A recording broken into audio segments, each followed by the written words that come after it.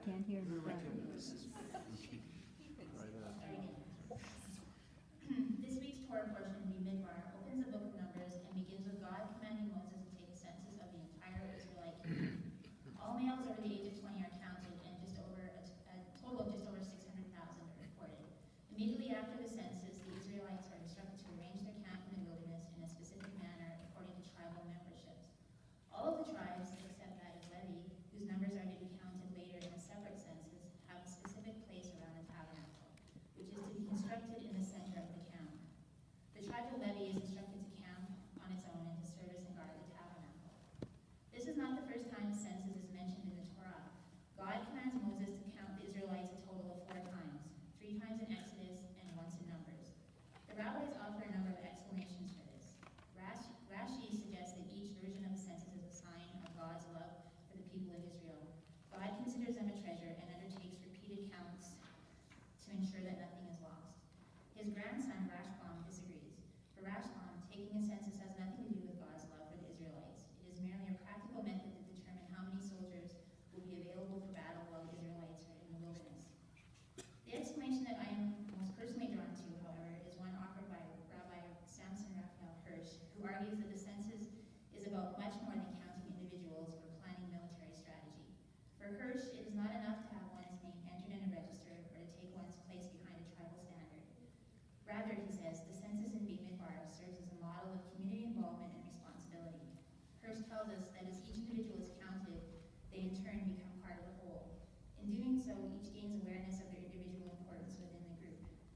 Reading this parsha from a 2015 perspective, there is, of course, a glaring omission in the census. The women and children are conspicuously absent, a point I will return to in a moment. Bamidbar's theme of numbers and counting has significance for another reason on this particular Shabbat. Today is the final day of the counting of the Omer, the mitzvah designed to mark the 49 days between Pesach and Shavuot. Shavuot, the holiday that commemorates the revelation of the Torah at Sinai, is a bit of a curiosity on the Jewish calendar. According to Rabbi Harold Kushner, it is the most neglected important day of the Jewish year. While it may be true that it does not generate a great deal of interest in our own congregation, there is one aspect of Shavuot that I do want to note because it resonates personally for me. In addition to the practice of eating cheesecake and engaging in Tikkun Le'el Show all-night study sessions, there is also a growing custom on Shavuot of recognizing the presence of converts, individuals who, while not born Jewish, have personally chosen to accept the Torah and the covenant, not unlike those who actually stood at the base of Mount Sinai. Tonight at Beth Tzedek, that synagogue's Introduction to Judaism class will be marking the end of their course and the corresponding conversions by leading the congregation in a study session. And rather fittingly, one of the readings that we will do tonight during our own Shavuot service is the Book of Ruth, whose heroine is herself a convert to Judaism. Here at Temple B'nai Tikva, the notion of counting is valued in both the literal and figurative sense. Converts and interfaith families are welcomed and valued, and are often very active in community life. We are a diverse and inclusive congregation and take great pride in being such. We reject an exclusionary Judaism, such as the absence of women and children in Bamidbar census. There is room for everybody to express their Judaism, and as Rabbi Hirsch suggests, to take their place within the community and to contribute to the whole.